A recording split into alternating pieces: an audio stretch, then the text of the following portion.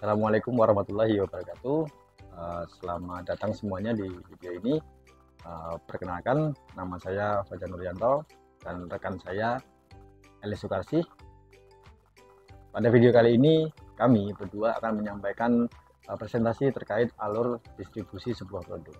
Namun sebelumnya, kami perlu menyampaikan tujuan dibuatnya video ini adalah untuk memenuhi tugas ujian tengah semester mata kuliah manajemen logistik yang diampu oleh Ibu Desi Oktaviani MPD.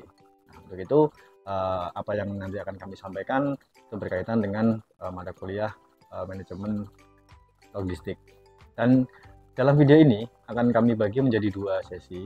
Yang pertama adalah sesi terkait apa itu alur distribusi produk, kemudian yang kedua akan disampaikan terkait contoh alur distribusi produk itu seperti apa. Dan untuk yang pertama yang akan menyampaikan adalah saya, Fajar Nuryanto. Kemudian yang kedua nanti yang akan menyampaikan adalah rekan saya, Eli Sukarsih. Nah, alur distribusi produk ini seperti apa?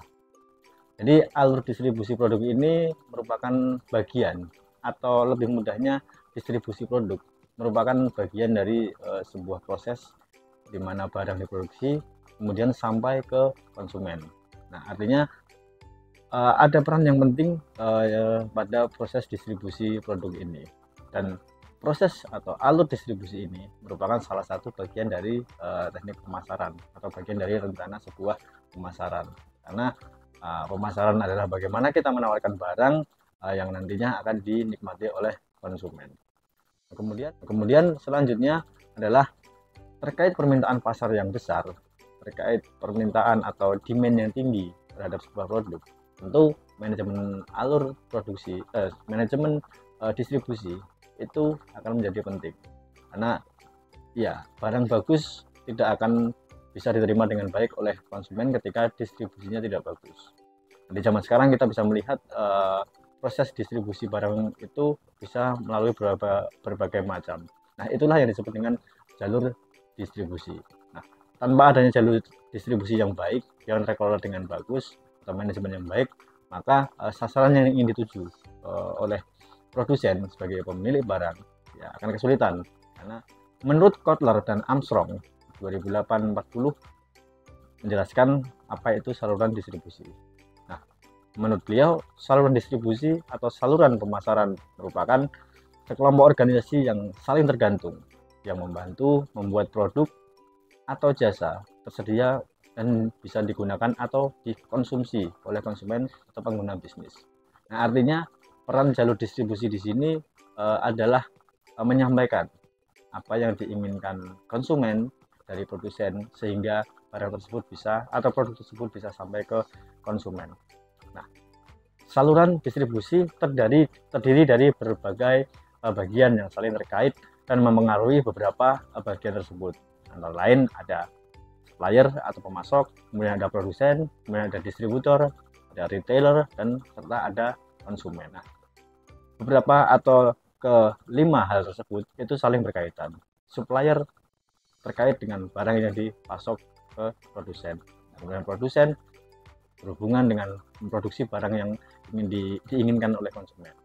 Nah, kemudian produsen juga membutuhkan distributor yang akan mendistribusikan produk mereka, dan retailer pun sama. Retailer akan mengambil produk dari distributor atau tempat yang lebih besar yang kemudian akan disalurkan ke konsumen. Nah, konsumen sendiri adalah titik akhir di mana produk tersebut digunakan dan dinikmati, sehingga kelima komponen tadi menjadi sangat berkaitan dan tidak dapat dipisahkan. Nah, kemudian secara garis besar ada dua jenis saluran distribusi, yaitu saluran distribusi langsung dan saluran distribusi tidak langsung.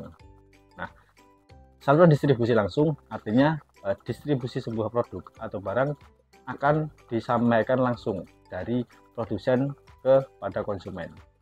Dan mungkin sekarang di era digital seperti ini sudah semakin marak, dari dari produsen langsung ke konsumen, meskipun tetap melalui jalur perantara e-commerce. Tetapi secara prinsip bahwa di zaman yang sudah semakin canggih ini ada beberapa hal yang sudah mulai dipangkas. Namun ada beberapa hal juga yang tidak bisa langsung mendapatkan akses yang cepat, yaitu ada produk-produk yang memang memerlukan atau secara regulasi mereka harus melalui distributor, harus melalui retailer. Nah, produk-produk tersebut ada. Kemudian fungsi dari saluran distribusi ini seperti apa? Nah, fungsi utama dari saluran distribusi adalah menyalurkan barang dari produsen ke konsumen. Nah, seperti yang dijelaskan di awal tadi, bahwa barang tersebut atau barang yang diproduksi oleh produsen tidak akan sampai ke konsumen tanpa adanya jalur distribusi. Nah, jalur distribusi ini penting dan harus dirawat dengan baik atau harus di manage dengan baik. Karena ya kalau tidak di manage dengan baik, maka jalur distribusi ini tidak akan berfungsi. Tidak akan berfungsi sesuai dengan fungsinya yang menyalurkan barang dari produsen ke konsumen. Nah, kemudian pada praktiknya dalam proses distribusi ini ada beberapa hal yang juga mempengaruhi kesuksesan dari atau kelancaran dari distribusi ini. Nah, antara lain adalah sebagai berikut, yaitu bagaimana kita mempromosikan barang, bagaimana kita menegosiasikan, dan bagaimana pendanaan dan beberapa hal lain. Nah, artinya distribusi ini juga tidak dapat berdiri sendiri. Semua tetap saling berkaitan, seperti tadi yang dijelaskan di awal. Nah, hal-hal ini bisa mengatasi kesenjangan, yang mana kadang-kadang barang yang dimiliki oleh produsen sulit untuk diakses oleh konsumen, sementara konsumen menginginkan barang tersebut. Pun sebaliknya, konsumen ingin sekali mendapatkan barang tersebut, tetapi dari produsen kebingungan harus seperti apa. Nah, saluran distribusi ini menjembatani hal-hal tersebut. Jadi pentingnya saluran distribusi ini adalah untuk memberikan akses yang baik untuk konsumen maupun untuk produsen itu sendiri.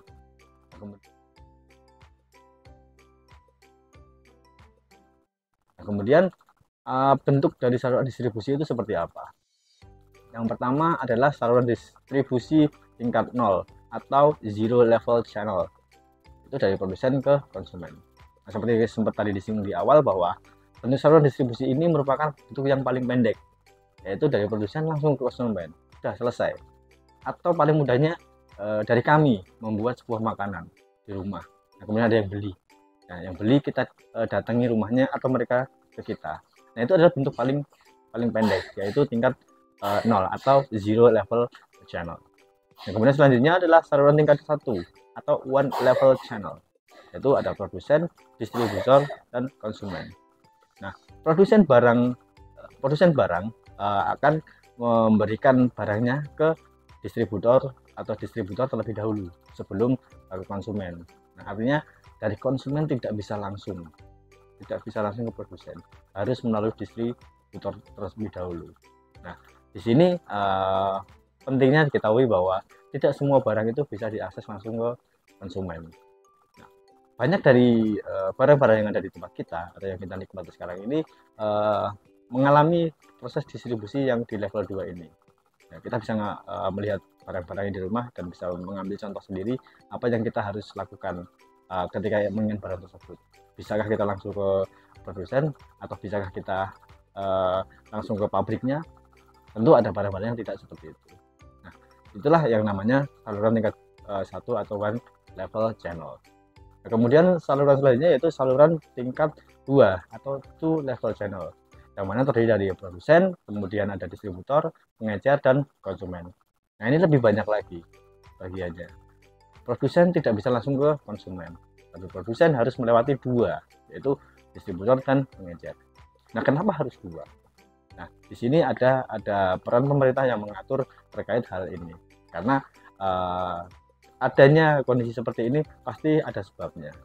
Nah, jika melihat penjelasan terkait saluran tingkat 2 ini, yaitu ada produsen, kemudian ada distributor, kemudian pengecer dan konsumen, berarti ada 2 level yang dilewati dari produsen sebelum sampai konsumen, yaitu distributor dan pengecer. Nah, jika diamati bahwa distributor ini adalah pemilik barang pertama dari pabriknya atau dari produsennya, yang kemudian akan membagikannya ke pengecer, dan pengecer akan membaginya kembali ke konsumen.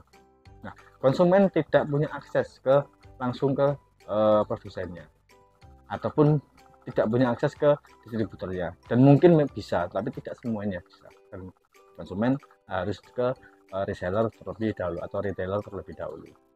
Nah, contohnya adalah untuk yang seperti ini, misalkan kita beli kendaraan bermotor.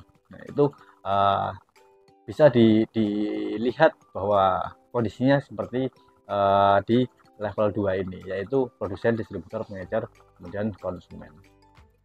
Nah, kemudian selanjutnya adalah saluran tingkat lebih banyak atau multi level channel, yaitu produsen, kemudian pedagang besar, distributor, pengecer, dan konsumen. Di sini ada tambahan di awal sebelum distributor, yaitu pedagang besar. Nah, pedagang besar ini tentu lebih dekat dengan produsen.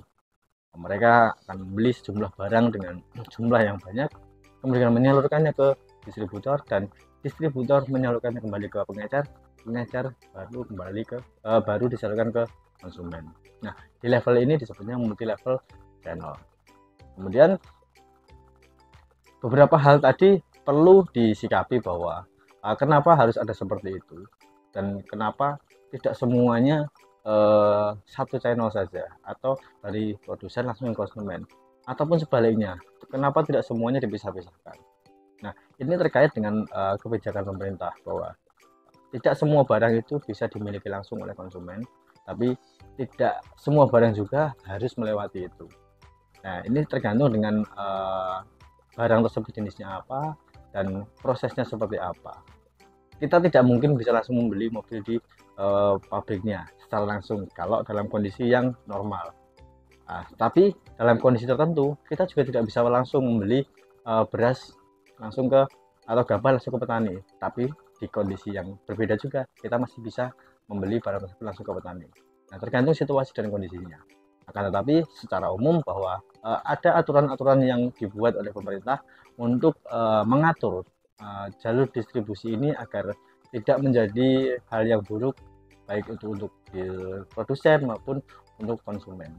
Karena ya seperti yang kita ketahui bersama, di zaman sekarang ini semuanya bisa melakukan perdagangan, baik itu langsung maupun menggunakan jalur retailer, distributor, dan sejenisnya. Kita tahu ada yang namanya internet, kita tahu ada yang namanya marketplace, dan semuanya bisa melakukan. Bahkan kita semua melakukan itu, kita melakukan penjualan online, dan itu sangat menguntungkan untuk konsumen, karena konsumen bisa dapat langsung barang yang mereka inginkan.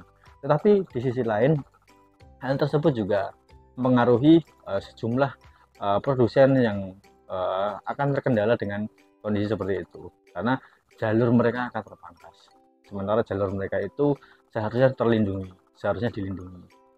Dan hasilnya ya, jika semuanya tidak dikendalikan oleh pembuat regulasi, dalam hal ini pemerintah, maka semuanya juga tidak akan berjalan dengan baik.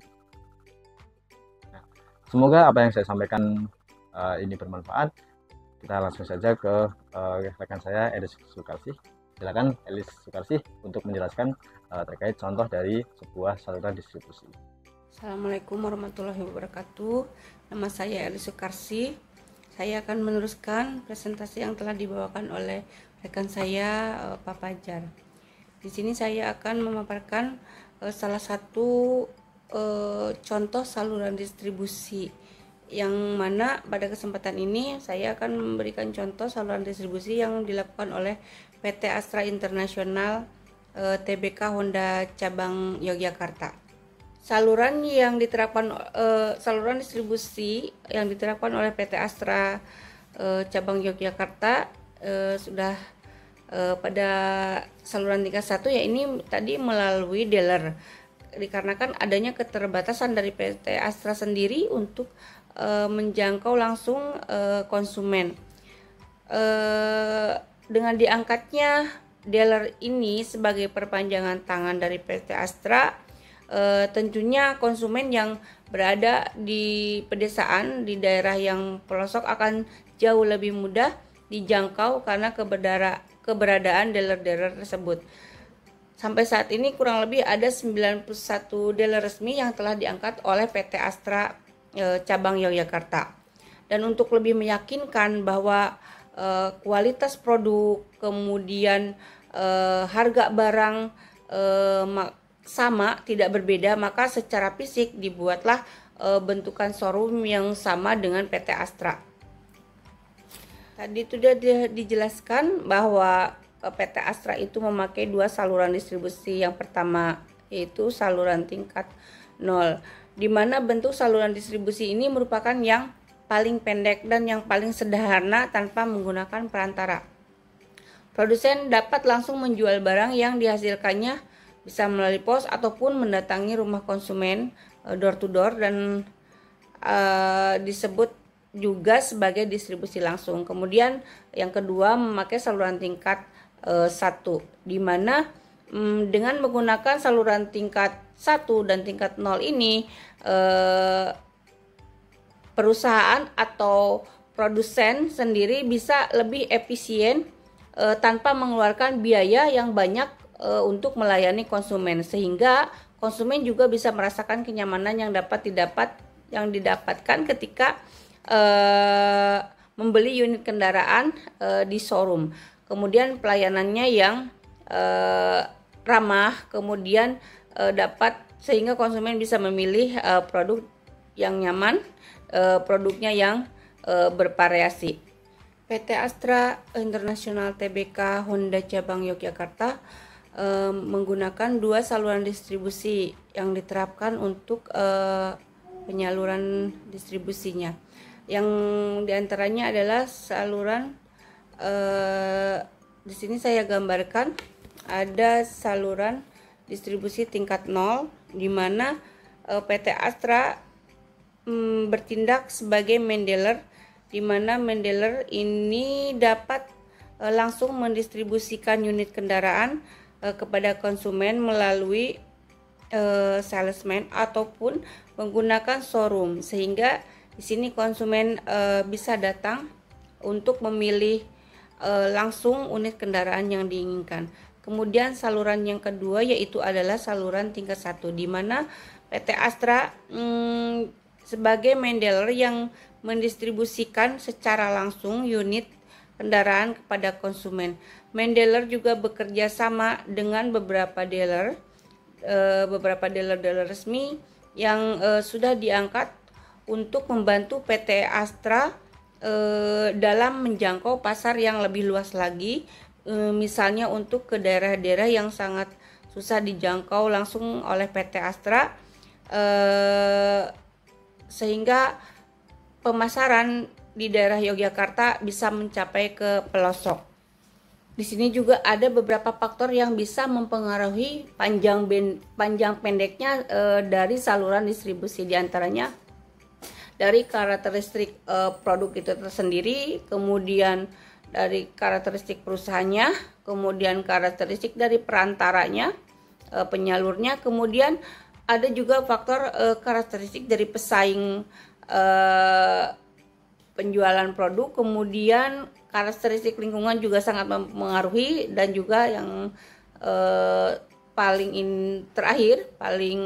menonjol saya kira karakteristik dari pelanggan juga itu bisa mempengaruhi panjang pendeknya saluran distribusi. Ini juga ada beberapa faktor yang mempengaruhi pemilihan saluran distribusi, diantaranya perlunya pertimbangan pasar seperti jenis pasar, jenis pelanggan potensial, kemudian konsentrasi geografis pasar, dan jumlah atau ukuran pesanan.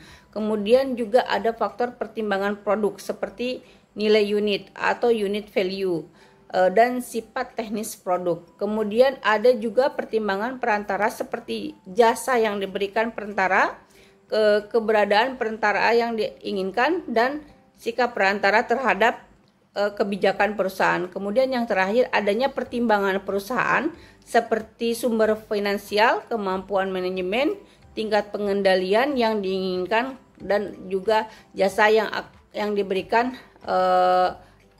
dan lingkungan. Pengelolaan saluran distribusi juga perusahaan itu perlu mengkaji beberapa alternatif saluran dan memutuskan rancangan saluran yang terbaik. Maka perusahaan harus mengimplementasikan dan mengelola saluran yang telah dipilih tersebut, di mana manajemen saluran itu menuntut diadakannya pemilihan dan pemberian motivasi kepada masing-masing anggota saluran dan pengevaluasian kinerja mereka dari waktu ke waktu. Kesimpulan yang bisa kami simpulkan bahwa penggunaan saluran distribusi adalah upaya perusahaan untuk melayani konsumen yang ingin mendapatkan pelayanan yang lebih mudah dan pilihan tipe produk yang lebih banyak dalam satu tempat atau satu ruang. Selain itu juga penggunaan saluran distribusi ini dilakukan sebagai upaya untuk menjangkau pasar di daerah-daerah yang selama ini belum bisa terjangkau secara langsung oleh perusahaan, sehingga konsumen di daerah tersebut bisa menggunakan produk dari perusahaan. Selain itu, upaya yang dilakukan di bidang distribusi merupakan salah satu cara sebuah perusahaan untuk memperkuat posisinya di pasar. Demikian pemaparan dari kelompok saya, Pak Fajar dan saya, Eli Sukarsi. Mohon maaf apabila dalam penyampaian materinya banyak kekurangannya. Mohon saran untuk kedepannya. Terima kasih. Assalamualaikum warahmatullahi wabarakatuh.